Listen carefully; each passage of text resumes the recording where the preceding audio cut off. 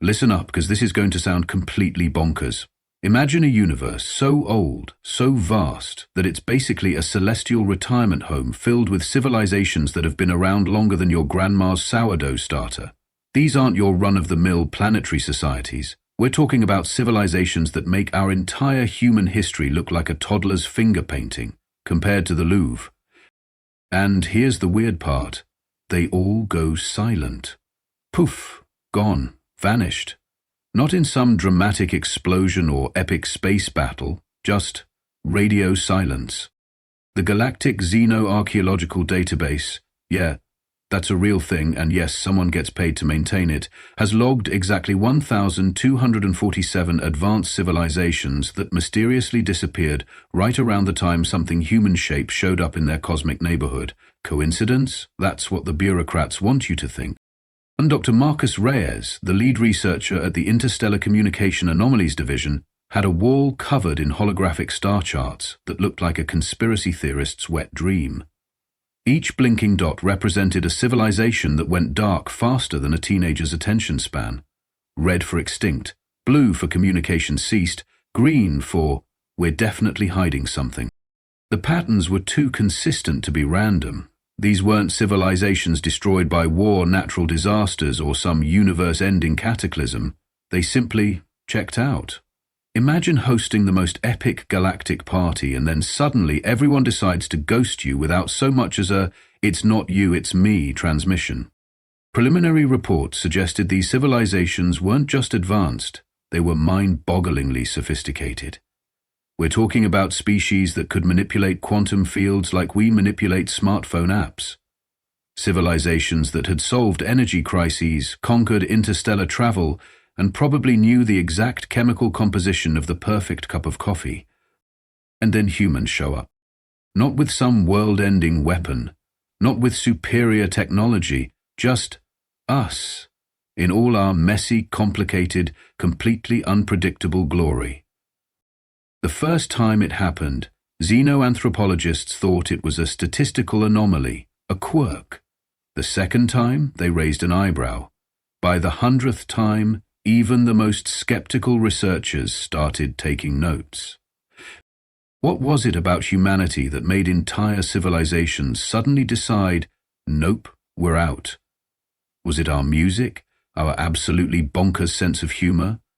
Our inexplicable ability to turn any serious situation into a comedy of errors? The Radiers had a theory, and trust me, it was not the kind of theory you'd want to present at a serious academic conference unless you enjoyed being laughed out of the room. Humans, he would say, adjusting his glasses with the intensity of a man who had seen things, are the universe's ultimate wild card. Little did anyone know, the next chapter of this cosmic mystery was about to unfold, and it would involve a ragtag team of human explorers who were about to accidentally redefine first contact protocols in the most human way possible. Buckle up, this is going to be a ride that makes quantum mechanics look like kindergarten math. The Starship Audacity was not your typical exploration vessel. First off, it was painted a color that could only be described as aggressive mustard yellow, a design choice that was either a bold statement of human creativity or a massive practical joke played on the entire space exploration program. Captain Elena Rodriguez checked her reflection in the ship's polished bulkhead. Her permanent expression was a perfect blend of, "I've seen some shit," and "I'm absolutely going to make fun of whatever we encounter today." Behind her, a holographic display showed their current trajectory through a star system that looked like someone had sneezed glitter across a black canvas. "Comms check," she barked, not because she needed to, but because it was her favorite way to wake up her crew. Lieutenant Jack Harper responded first, his voice crackling with the enthusiasm of someone who had consumed approximately 3 metric tons of caffeine. "All systems go, Captain. Sensors are picking up some seriously weird energy signatures ahead, and by weird I mean, this doesn't make any sense, even in a universe where quantum physics exists kind of weird." Dr. Kenji Nakamura, the ship's xenobiologist, didn't even look up from his microscope. "Weird is our baseline, Jack. Weird is how humans explore the universe." The crew of the Audacity was a carefully selected group of misfits who had somehow passed every single psychological and physical test with flying colors, mainly by being too stubborn to fail and too curious to give up. Elena had personally selected each of them for their unique ability to turn potentially catastrophic first contact scenarios into something between a scientific breakthrough and a stand-up comedy routine. Their current mission? Investigate a star system where 3 previous alien civilizations had mysteriously gone silent. "Incoming transmission," announced Aria Chen, the ship's quantum communications specialist. Her fingers danced across holographic interfaces that looked like they'd been designed by a programmer who was equal parts genius and caffeine-addicted artist. The transmission was unusual. It started with what sounded like mathematical equations, then dissolved into what could only be described as elevator music composed by a drunk octopus, and finally settled into a series of clicks and whistles that might have been a language or might have been someone repeatedly hitting a malfunctioning synthesizer. Jack leaned back in his chair. "So, another day at the office?" Eleanor's lips twitched. "Translate that mess, Aria." Aria's eyes narrowed. Her translation algorithms were legendary. She could decode communication patterns that would make most AI systems curl up and cry. After several minutes of intense concentration, she looked up with a mixture of confusion and amusement. "It's a welcome message," she said slowly. "And a warning." "Warning?" Elena raised an eyebrow. "About what?" "Apparently," Aria continued, "they've heard about humans, and they're concerned." Captain Nakamura chuckled. "Concerned is our specialty. What exactly are they concerned about?" The next part of the transmission came through crystal clear, and it was perhaps the most human reaction an alien civilization could have. "Please, do not approach. We have heard stories." Jack burst out laughing. "Seriously? They're trying to ghost us before we even get close?" Eleanor leaned forward, a dangerous glint in her eye. "Oh, we're definitely getting closer now." The Starship Audacity pushed forward, its mustard yellow hull gleaming with the promise of another potentially ridiculous first contact scenario. Somewhere in the vast darkness of space, an alien civilization was rapidly reconsidering its communication strategy. Just another Tuesday for humanity. The galactic archives looked like someone had taken every library ever conceived, thrown them into a blender, and then reassembled the result using quantum probability and an absolutely maddening organizational system. "This is impossible," Dr. Nakamura muttered, staring at holographic records that seemed to shift and change every time he blinked. 317 advanced civilizations, all with the exact same communication pattern before going silent. Captain Rodriguez leaned against a holographic display, her arms crossed. "Explain. Exact same pattern in human words, Kenji, and make it something I can understand without needing a PhD in quantum linguistics." Whichly a drivery. Dr. Nakamura pulled up a series of waveform patterns. Each looked identical, like someone had copy-pasted the same mathematical sequence across centuries of galactic history. "It's like... imagine if every single civilization in the universe wrote the exact same goodbye note. Word for word. Mathematically perfect." Lieutenant Harper walked in, carrying what appeared to be 3 oversized coffee containers and a tablet covered in so many sticky notes it looked like a paper hedgehog. "I've got something. Cross-referencing communication logs with spatial coordinates." The ship's quantum communications specialist, Aria Chen, raised an eyebrow. And, Jack dramatically paused, "every single civilization goes silent precisely 72 hours after detecting human communication signatures." Elena's eyes narrowed. "That's not a coincidence. That's a pattern." The team had been investigating for weeks, transforming the Audacity's research bay into a conspiracy theorist's ultimate dream. Holographic star charts covered every available surface. Quantum communication logs hung like bizarre abstract art. Sticky notes with increasingly wild theories connected everything in a web that would make any detective show proud. "We're missing something," Elena declared. "Civilizations don't just decide to stop existing because humans show up." Dr. Nakamura adjusted his glasses. "Actually, have you met humans? We're kind of a lot to handle." The running joke among Xeno researchers was that humanity was the universe's ultimate social disruptor, not through violence, not through superior technology, but through sheer, unbridled weirdness. Aria's translation algorithms had been working overtime. She decoded communication patterns from civilizations that predated human existence by millions of years, and yet something always felt off. "Look at this," she said, pulling up a series of transmissions. "Every civilization has the same baseline communication structure, mathematical, precise, logical." Jack snorted. "Sounds boring." "Exactly," Aria replied. "And then humans arrive. Suddenly there's humor, unpredictability, chaos." The holographic displays began showing compilation videos. Alien civilizations receiving human transmissions. Mathematical, precise communication suddenly interrupted by human radio signals containing everything from pop music to stand-up comedy routines, scientific lectures mixed with terrible puns, and documentaries about bread making interspersed with quantum physics theories. "We're like a cultural virus," Jack observed with a mixture of pride and bewilderment. Dr. Nakamura nodded. "A virus of unpredictability." The evidence was mounting. Humanity wasn't just different. We were cosmically disruptive, not through intentional aggression, but through our fundamental inability to be predictable.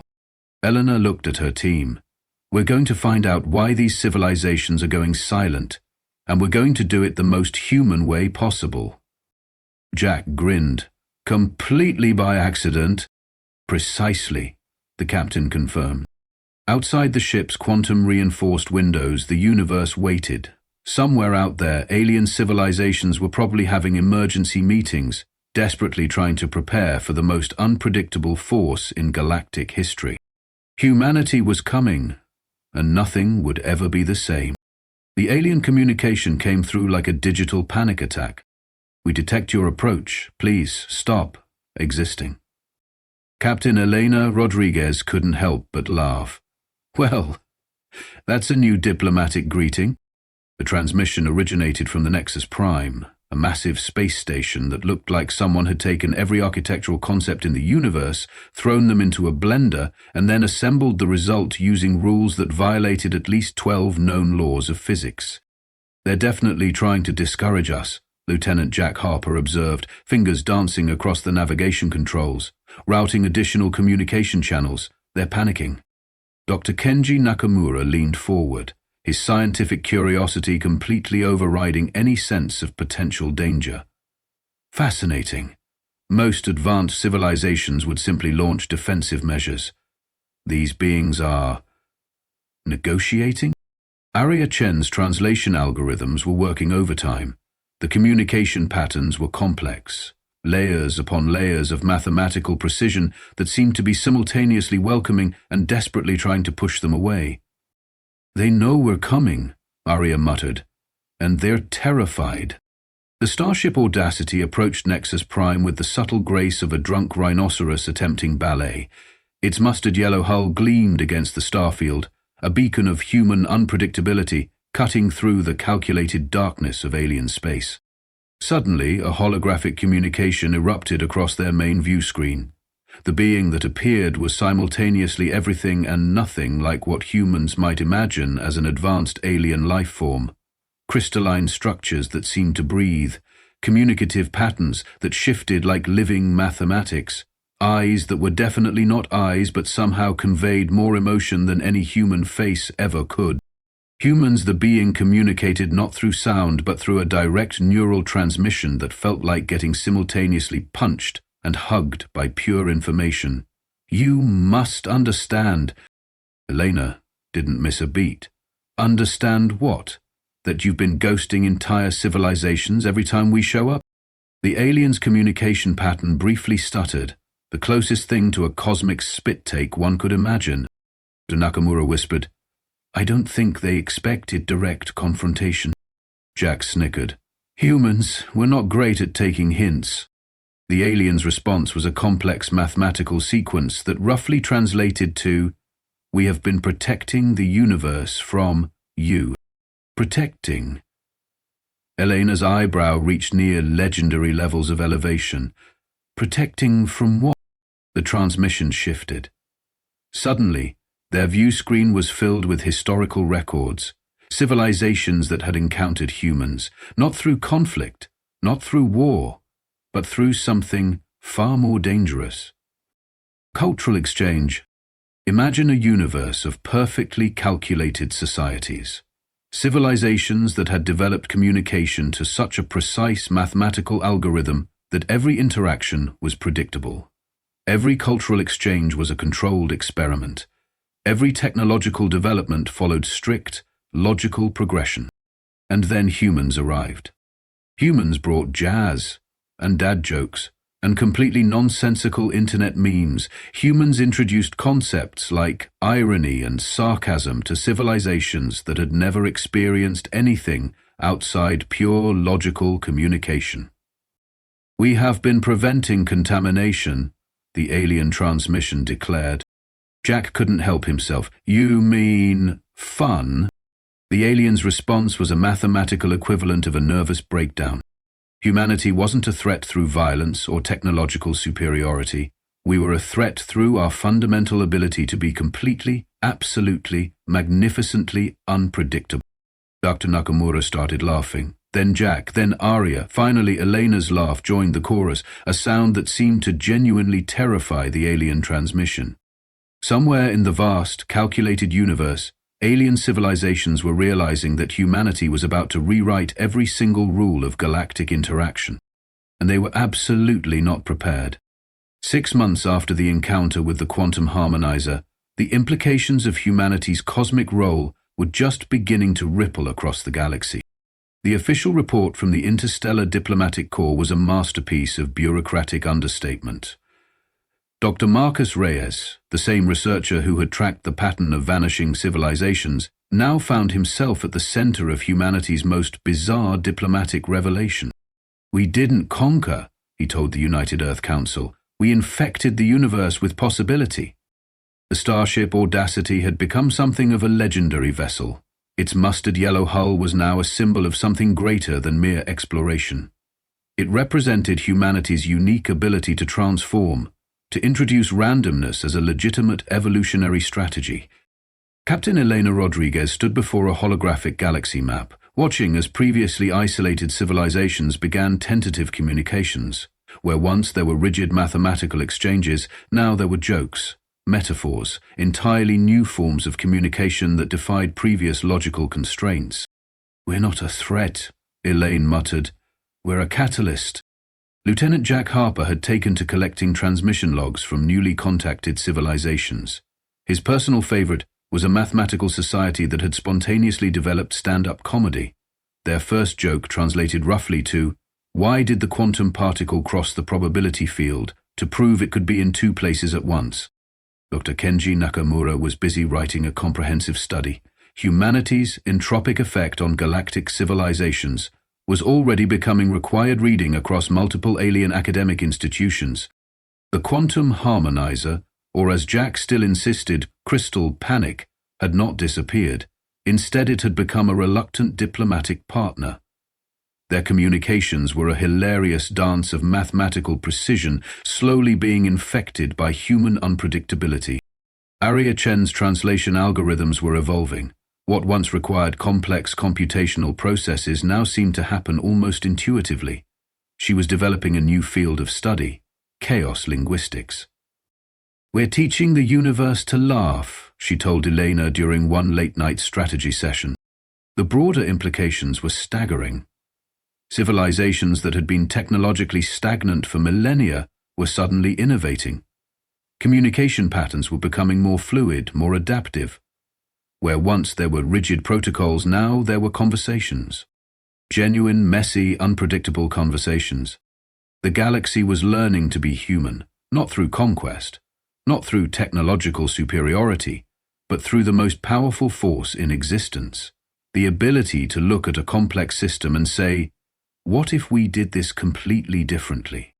Dr. Reyes's original wall of star charts had been replaced with a dynamic holographic display. Red dots for extinct civilizations were now turning green, Blue dots representing silent civilizations were pulsing with new energy. "We're not destroying," he would explain to anyone who would listen. "We're debugging the universe." Jack's personal theory was simpler, or teaching the galaxy how to have a sense of humor. The Audacity continued its mission, not as a warship, not as a pure research vessel, but as something entirely new, a cultural exchange program that happened to travel through space. Their next destination was a star system that had been silent for over 10,000 years. Previous expeditions had found nothing but mathematical ruins and perfectly preserved technological archives. Elena looked at her crew. Jack was still making terrible jokes. Aria was decoding impossible communication patterns. Kenji was taking notes with the enthusiasm of a child in a cosmic candy store. "Ready?" she asked. The universe held its breath. Humanity was coming, and nothing would ever be the same.